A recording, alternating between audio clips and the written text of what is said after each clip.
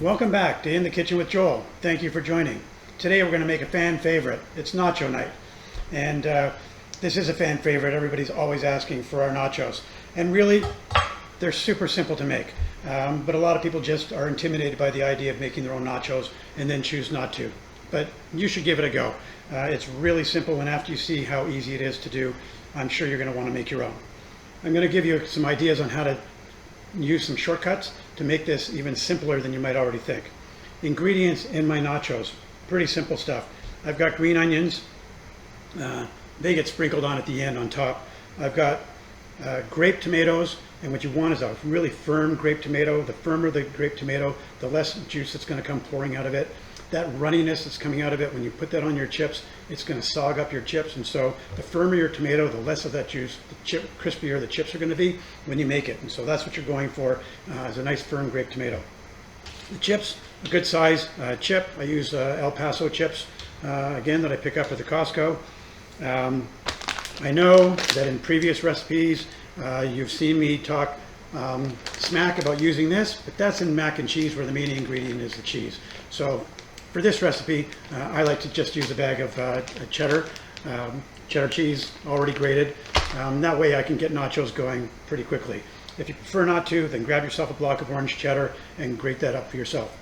Easy to do, and it'll be a little bit better than what this is. Trust me, it will. But this is super adequate, and people love these nachos, so I'm good to go with this. One other hack. I like to put beef in my nachos. I don't put beans in because some people don't care for them, and I don't put other meats. You can put cooked chicken in, you can put cooked bacon in. You can do pretty much anything you want that you can put into a nacho, or you can put all that stuff in. But I don't, I just put in beef. And my beef is a ground up beef, and I just mix it up with this taco mix. Super easy to do. I'll make a big batch of this every now and again, a pound of meat for one package like this. Sometimes I'll do a mixture of beef and pork, and I'll just mix it up, follow the instructions on the package. Then I'll make my nachos that day, and then whatever's left over, I'll freeze away and put away for another day. And that way, if somebody says it's nacho night, you don't have to worry about doing all that fussing around. You've already got your nacho meat in the freezer, just pull it out and you'll have nachos within half an hour. It's as simple as that. So, what are the ingredients? I've got jalapeños. Now, not everybody cares for jalapeños. They can be hot, and sometimes not. But what I do, I've got friends coming over that don't like the jalapeños. I'll take the big cast iron. Normally I use this second size down from the next size down from this, but today that pan's being used for something else. And I'll say over by the handle, I won't put any jalapeños. So you don't put any jalapeños here, you put them over here, and you make sure you do the serving and let people know where the jalapeños are. That's a little trick.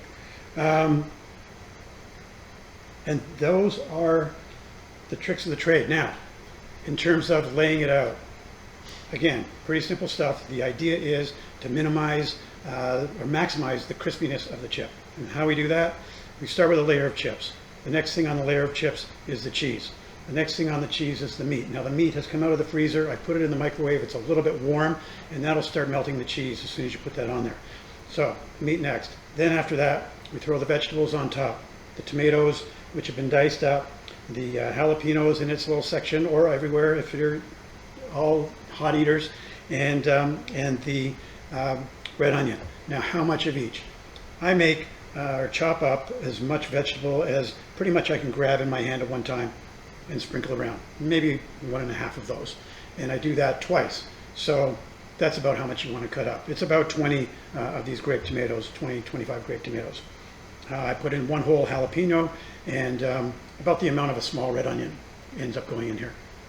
So, layer, then your vegetables are on after the meat, and then another layer of chips on top of that, then your cheese, then the meat on top of the cheese, and then your vegetables on top of that. And then on top, more cheese. Now for a regular cast iron, the 10-inch cast iron that I normally do this in, I'll go through about one bag of cheese. So about just under half on each layer, and then some left over for the top. So not quite a third, a little less on the top. And that's how it all comes together. If you're using bigger, you'll need more ingredients for the whole thing. And here's a look at the ingredients as I described them. You've got your cheese, you've got your diced up red onion, grape tomatoes diced up, there'll be green onion on top, jalapenos, and the chips. And about the green onions, I like to put those in at the end. I like them better uncooked or just a tiny bit cooked, and so they'll go in 2 minutes before the end, and if I forget to do it, I'll just throw them in as the pan is coming out of the oven. Okay, let's prepare the nachos. So what I've done so far is I've got one layer of chips, one layer of chips in the bottom. We're going to put in a layer of cheese. That was about a handful. Well, I'm going to say, let's be generous and put a handful and a half. Then we're going to put some meat in. So you've got about this much meat. It's about a half a pound to a quarter of a pound, maybe a third of a pound of meat altogether. And I'm going to put half of that on the first layer because we've got 2 layers coming. So there, you spread around. But half later, if you like yours super meaty, just use more meat. Simple as that. And then I've got 1 handful of tomatoes, sprinkling them around. Same thing with the red onion, sprinkling that around. And because we have friends over tonight that don't like the jalapenos, I'm going to keep the jalapenos on the back half, like I said I would do. Now the one thing about jalapenos, you never really know how hot a jalapeno is going to be. They can be really mild and they can be really hot, and they range. So if you really want to know, you should taste your jalapeno before you start cooking with it. Have a glass of water in case it's a really hot one, but you should taste it first, and then you'll know if it's a hot one or if it's just a mild one, and then you can adjust accordingly. So now I've got 1 layer on.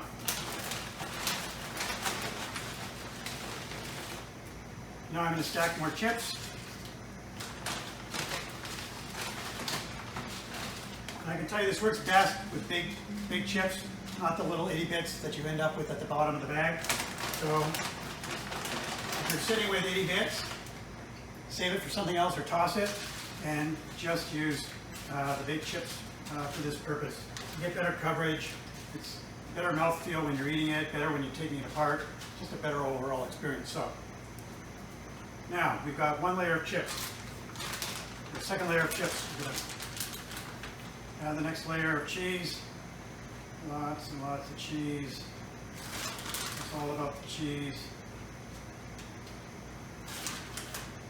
Okay, then we're going to add the rest of the meat. So remember, you split it in half, so now we get the rest of the meat.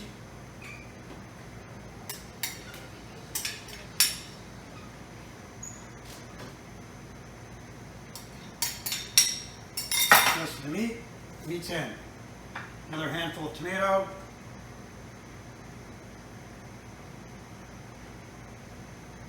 A little bit more because I made too much.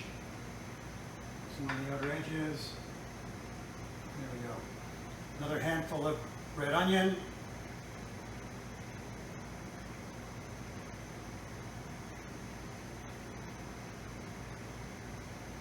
And we'll layer in some more jalapenos because I like them hot. And no, I did not check. So I have no idea how hot it is. There we go, jalapenos. So now everything is in. Rinse. Now I'm going to finish off this bag of cheese. Like I said, I was making the big package, the big size pan. If it was a regular size pan, 1 package would have been enough. But because I'm using the extra large, we're going to go with another heaping of cheese from the other bag. And we are ready. So before it goes in, looks like that. I have not put the green onion on, but please remind me to do so. It is going into a 350 oven for 15 minutes. That's the way I always do it. 350, 15 minutes.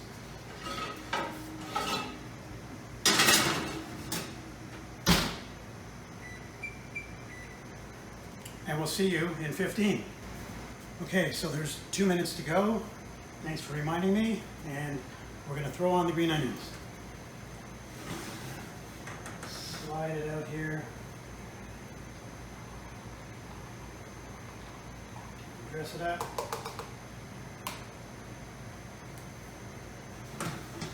Close it back up. We'll see you in 2.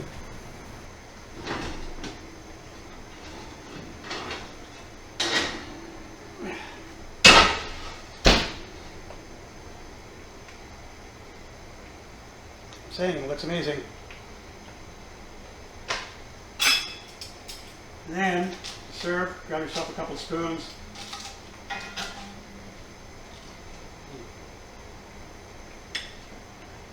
Plate it out. And that's all there is to it. It's that easy. You got this. Enjoy.